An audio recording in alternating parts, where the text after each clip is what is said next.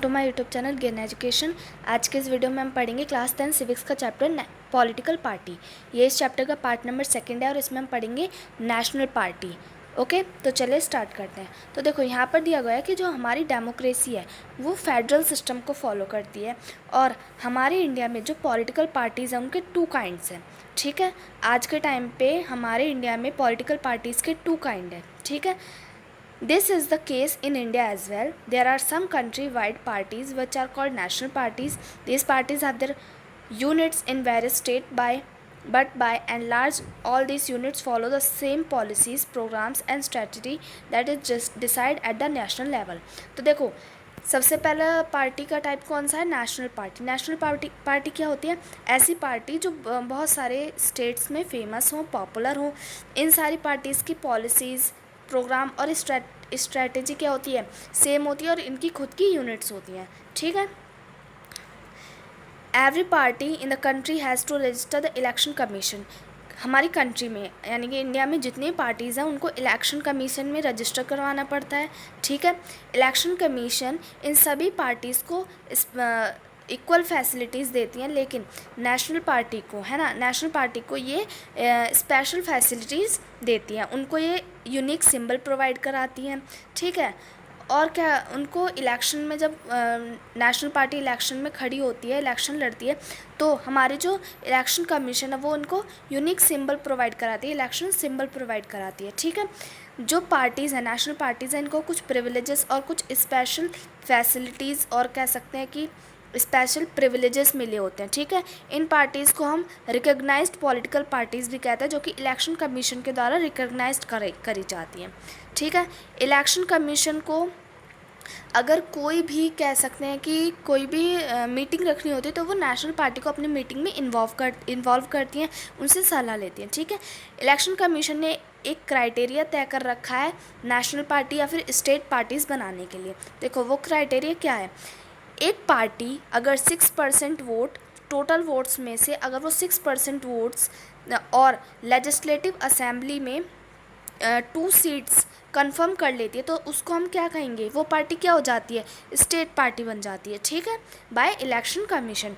और अगर कोई भी पार्टी 6% वोट लोकसभा इलेक्शन में और असेंबली इलेक्शन में 4 सीट्स विन कर लेती है और लोकसभा में 4 सीट्स विन कर लेती है तो उसको हम क्या कह देंगे? उसको हम कह देंगे नेशनल पार्टी। ठीक है, तो ये क्राइटेरिया है जो इलेक्शन कमीशन तय करती है किसी भी पार्टी को नेशनल पार्टी या फिर स्टेट पार्टी अनाउंस करने के। ठीक है, हमारी क्लासिफिकेशन के अकॉर्डिंग 2019 से हमारी कंट्री में कितनी नेशनल पार्टीज़ हैं? 7 नेशनल पार्टीज़ हैं।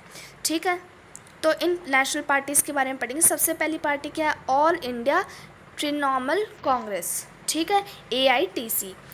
ये जो पार्टी है ये कब लॉन्च करी गई थी? 1 जनवरी 1998 under the leadership of Mamata Banerjee. ठीक है, ऑल इंडिया तृणमूल कांग्रेस ममता बनर्जी के थ्रू 1 जनवरी 1998 को लॉन्च करी गई थी। ठीक है, इस पार्टी का ये जो पार्टी है ये 2016 में as a national party recognised करी गई बाय इलेक्शन कमीशन। इस पार्टी का सिंबल क्या है? फ्लावर एंड ग्रास, जैसा कि यहाँ पर दिया हुआ है। ठीक है, ये पार्टी किस चीज़ को फॉलो करती है? सेकुलरिज्म को और फेडरलिज्म को। ठीक है, ये जो पार्टी है ये वेस्ट बंगाल में कब पावर में आई? 2011 में। ठीक है, as well as Arunachal Pradesh, Manipur, Tripura, इन सब स्टेट्स में भी ये पार्टी बहुत ज़्यादा फेमस है। ठीक है, अब आ जाते हैं नेक्स्ट पार्टी। नेक्स्ट पार्टी हमारी कौन सी है? Bahujan Samaj party, BSP। ठीक है, ये जो पार्टी है 1984 में under the leadership of Kanshiram form करी गई थी। ठीक है, और आज के टाइम पे ये पार्टी बहुत ज़्यादा सिक्योर्ड पार्टी मानी जाती है और ये दलित, आदिवासी, OBC और रिलीजन माइनॉरिटीज़ जो पाई जाती है, जो डाउनवर्ड क्लास होती है, ये उनके फेवर में काम करती है। ठीक है, उनके इंटरेस्ट के लिए ये काम करती है। ये जो पार्टी है ये साहू महाराज, महात्मा फूले, पेरियर रामास्वामी नायकर, बाबा साहेब अम्बेडकर, इन सभी लीडर्स की आइडियोलॉजी को ये जो पार्टी है बहुजन समाज पार्टी फॉलो करती है। ये दलित के वेलफेयर के लिए और उनके इंटरेस्ट के लिए काम करती है। ठीक है, ये जो बहुजन समाज पार्टी है उत्तर प्रदेश में बहुत ज़्यादा फेमस है, ठीक है। और as well as Madhya Pradesh, Chhattisgarh, Uttarakhand, Delhi, Punjab में भी ये पार्टी बहुत ज़्यादा पॉपुलर है। अब आ जाता है थर्ड नंबर पे भारतीय जनता पार्टी। भारतीय जनता पार्टी क्या 1980 में ये फॉर्म करी गई थी, और इससे पहले इस पार्टी को माना जाता था भारतीय जन संघ के नाम से, जो फॉर्म करी गई थी श्याम प्रसाद मुखर्जी के थ्रू 1951 में, ठीक है। ये पार्टी मॉडर्न इंडिया में बहुत अच्छी तरीके से आज के टाइम पे बिल्ड करी हुई है, ठीक है, और बहुत ज़्यादा पॉपुलर है आज के टाइम पे। ये पार्टी इंडिया के एंशियंट कल्चर को और उनकी वैल्यू को ज़्यादातर वैल्यू देती है, ठीक है। दीनदयाल उपाध्याय के आइडिया को ये पार्टी फॉलो करती है। कौन सी? भारतीय जनता पार्टी, ठीक है। भारतीय जनता पार्टी का एक फेमस कह सकते हैं कि आइडियोलॉजी है जिसको हम हिंदुत्व कहते हैं। ये इसी आइडियोलॉजी के बेस पर अपनी पार्टी को रन कराती है, ठीक है। Bharatiya Janata party full territorial state चाहती थी इंडिया में, और ये जम्मू कश्मीर को भी अपने इंडिया में ज्वाइन करना चाहती थी। ये लोगों के लिए सिविल कोड लाना चाहती थी, और जो रिलीजन बेस पे हमारे जो भेदभाव होते हैं उसको भी ये पार्टी ख़त्म करना चाहती थी, ठीक है। अब आ जाते हैं communist party of India, CPI, ठीक है। कम्युनिस्ट पार्टी ऑफ इंडिया 1925 में फॉर्म करी गई थी, और ये मैर्क्सिज्म और लेनिज्म की आइडियोलॉजी को फॉलो करती है। ये जो पार्टी है सेकुलरिज्म और डेमोक्रेसी पर बिलीव करती है, ठीक है। जो कम्युनिस्ट पार्टी है वो accept parliamentary democracy as a mean of promoting the interest of working class, farmers and the poor. ये जो कम्युनिस्ट पार्टी है फार्मर्स, पुअर और वर्किंग क्लास को ज़्यादा सपोर्ट करती है, ठीक है। लेकिन 1964 में जो कम्युनिस्ट पार्टी है ये वीक पड़ गई थी, ठीक है। आज के टाइम पे केरला, वेस्ट बंगाल, पंजाब, आंध्र प्रदेश, तमिलनाडु, इन सब जगह पे ये बहुत ज़्यादा पॉपुलर है, ठीक है। अब आ जाता है कम्युनिस्ट पार्टी ऑफ इंडिया मैरिक्सटेड। ये पार्टी कब फॉर्म हुई थी? 1964 में, और ये भी बिलीव करती है मैर्क्सिज्म और लेनिज्म की आइडियोलॉजी पर, ठीक है। ये जो पार्टी है सोशलिज्म, सेकुलरिज्म और डेमोक्रेसी को सपोर्ट करती है, ठीक है। accept democratic election as a useful and helpful mean of securing the objective of social economic justice in India। जो कम्युनिस्ट पार्टी ऑफ मैट्रिक्स है ये समझती है कि जो इलेक्शन है हमारी कंट्री में, जो इलेक्शंस हैं वो सिक्योर करेंगे जस्टिस को और सोशो इकोनॉमी को हमारे इंडिया में, ठीक है। ये पार्टी वेस्ट बंगाल, केरला, त्रिपुरा, इन सब जगहों पर बहुत ज़्यादा फेमस है, और ये poor, factory worker, farmer, agriculture labour, इन सभी को बहुत ज़्यादा सपोर्ट करती है, ठीक है। फिर आ जाता है इंडियन नेशनल कांग्रेस। ये बहुत ज़्यादा पुरानी पार्टी है, बहुत सबसे पहली पार्टी हमारे इंडिया में जो है वो क्या है? Indian national Congress. ये 1885 में फॉर्म करी गई थी, ठीक है। इसने इंडिया की पॉलिटिक्स में बहुत ज़्यादा एक डोमिनेंट रोल प्ले करा है। ये एक नेशनल और स्टेट लेवल की पार्टी है, ठीक है। At the time of independence ये पार्टी एग्जिस्ट करती थी under the leadership of Jawaharlal Nehru. इस पार्टी ने अपनी स्ट्रेंथ को बिल्ड करा था, ठीक है। फिर आ जाते हैं हम, कौन सी पार्टी है ये? नेशनलिस्ट कांग्रेस पार्टी, NCP, ठीक है। ये पार्टी 1999 में फॉर्म करी गई थी। ये कांग्रेस पार्टी को फॉलो करती है, डेमोक्रेसी को फॉलो करती है, और Gandhian secularism, equality, social justice and federalism की आइडियोलॉजी को भी ये पार्टी बहुत ज़्यादा फॉलो करती है। महाराष्ट्र में ये पार्टी मेजॉरिटी में है, as well as Meghalaya, Manipur और असम में भी ये पार्टी बहुत ज़्यादा पॉपुलर है, ठीक है। अब आ जाते हैं स्टेट पार्टीज़ पर। अभी तक हम क्या पढ़ रहे थे? नेशनल पार्टीज़ के बारे में। अब हम पढ़ेंगे किसके बारे में?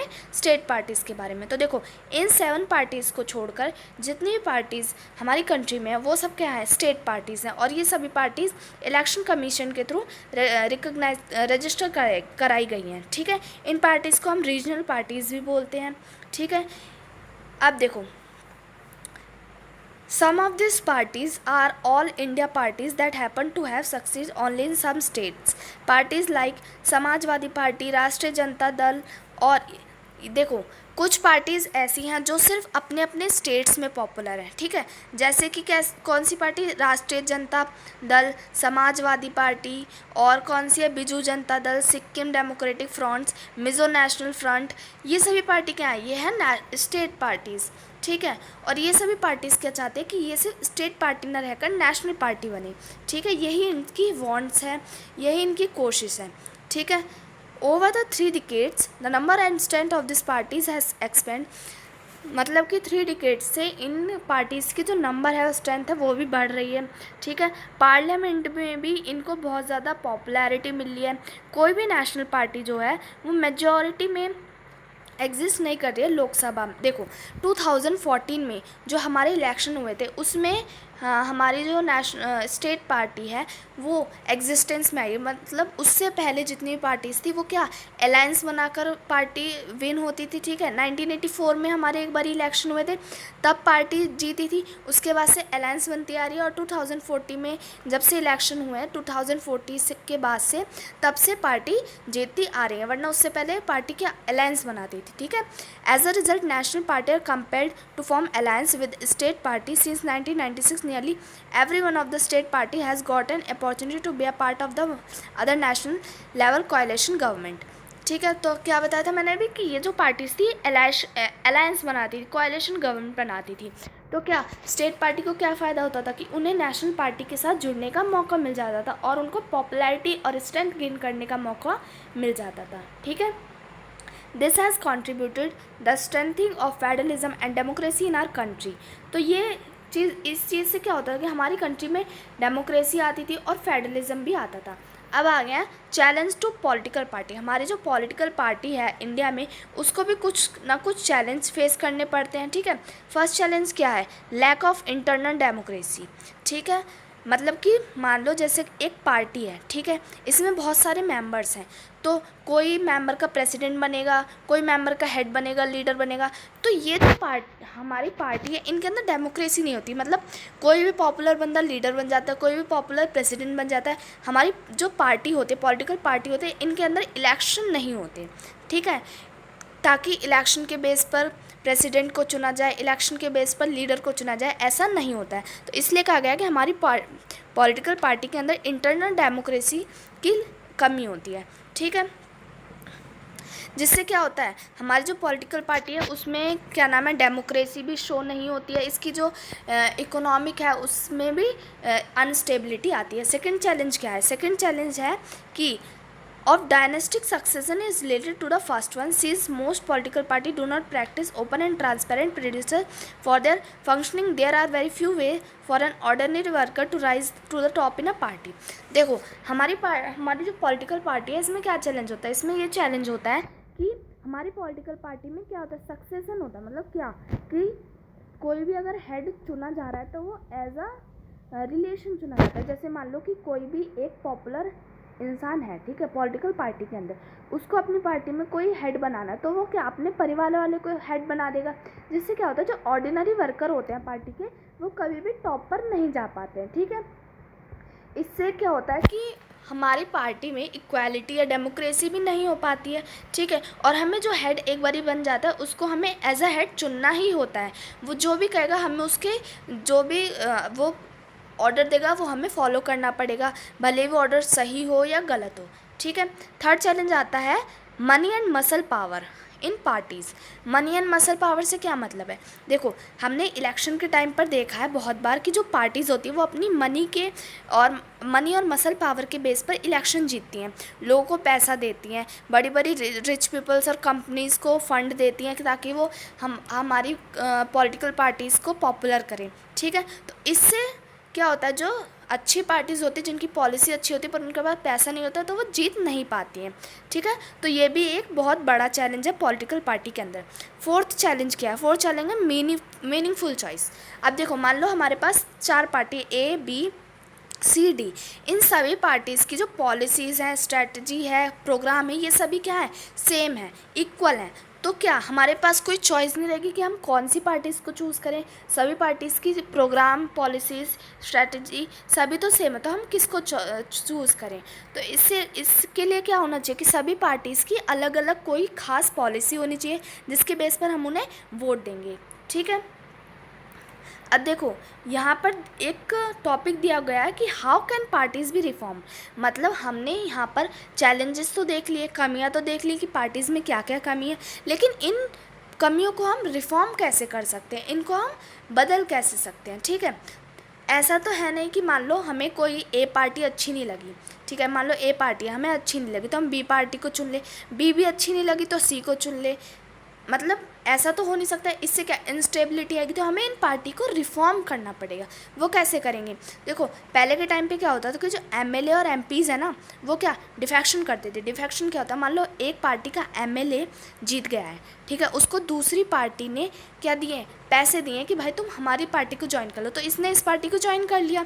तो इससे क्या हुआ? पार्टी में अनस्टेबिलिटी आ गई। लोगों ने वोट तो दिया था ए पार्टी को, पर ए पार्टी के एमएलए ने बी पार्टी को ज्वाइन कर लिया, तो बी पार्टी रूल करने लगी। इससे क्या, लोगों की जो चॉइसेस है वो फुलफिल नहीं होगी और लोगों के साथ अन्याय होगा। इसी को क्या कहते हैं? हम डिफेक्शन कहते हैं।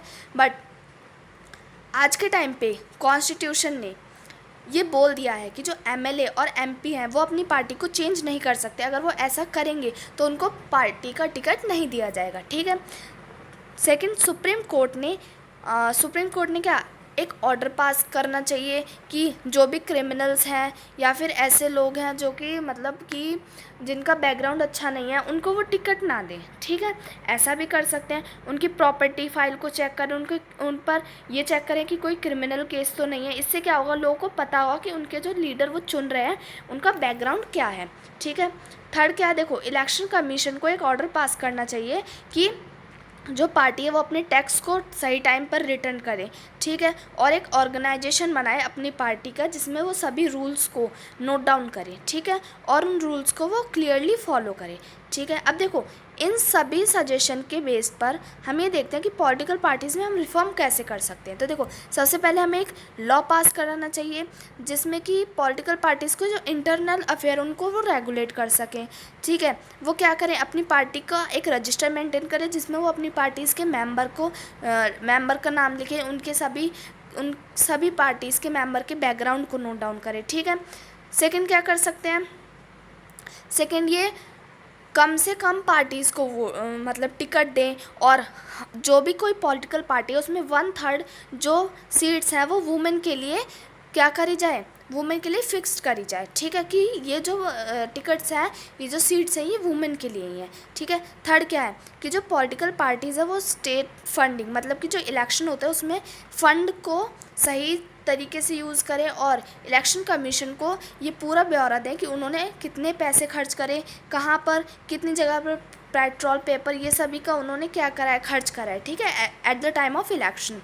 तो देखो इन सभी सजेशन के चलते इन सभी सजेशन को पॉलिटिकल पार्टीज़ को एक्सेप्ट करना चाहिए जिससे उनमें कुछ इम्प्रूवमेंट आए, ठीक है। But we must be very careful about legal solution to political problem. But हमें पॉलिटिकल जो प्रॉब्लम होती है उनके लीगल सॉल्यूशन पर हमें ध्यान देना चाहिए, ठीक है। देखो कुछ और वेज़ भी हैं जिनसे पॉलिटिकल पार्टीज़ में सुधार आ सकते हैं। पहला क्या है कि लोग अपना प्रेशर ग्रुप बनाए, पॉलिटिकल पार्टीज़ बनाएं, ठीक है। इसकी वजह से क्या होगा कि जो लोग हैं उनकी जो मतलब कि जो पॉलिटिकल पार्टी है उनकी पोजीशन सही होगी, पब्लिसिटी होगी, एजुटेशन होगी, ठीक है। और देखो जो ऑर्डिनरी सिटीज़न है, साधारण लोग हैं जो, वो अपने प्रेशर ग्रुप्स बनाएं, मूवमेंट करें, मीडिया की हेल्प लें पॉलिटिकल पार्टी को ट्रांसपेरेंट बनाने के लिए, ठीक है। पॉलिटिकल पार्टी को ये कहने के लिए कि वो हमारी पॉलिसीज़ को सही से हमारे जो डिमांड्स हैं उनको अच्छे से फुलफ़िल करें, ठीक है। तो इन सभी वजह से जो पॉलिटिकल पार्टीज़ है उसकी क्वालिटी में बदलाव आएगा, उसकी क्वालिटी सुधरेगी, डेमोक्रेसी की क्वालिटी सुधरेगी। डेमोक्रेसी की क्यों? क्योंकि हमने चैप्टर के स्टार्टिंग में ही पढ़ा था कि जो डेमोक्रेसी है वो fully dependent on political parties. तो अगर पॉलिटिकल पार्टी अच्छी होगी तो डेमोक्रेसी अपने आप अच्छी हो जाएगी, ठीक है। तो दैट्स आवर चैप्टर। अगर आपको वीडियो अच्छी लगी हो, चैप्टर समझ आया तो वीडियो को लाइक करें और चैनल को सब्सक्राइब करें।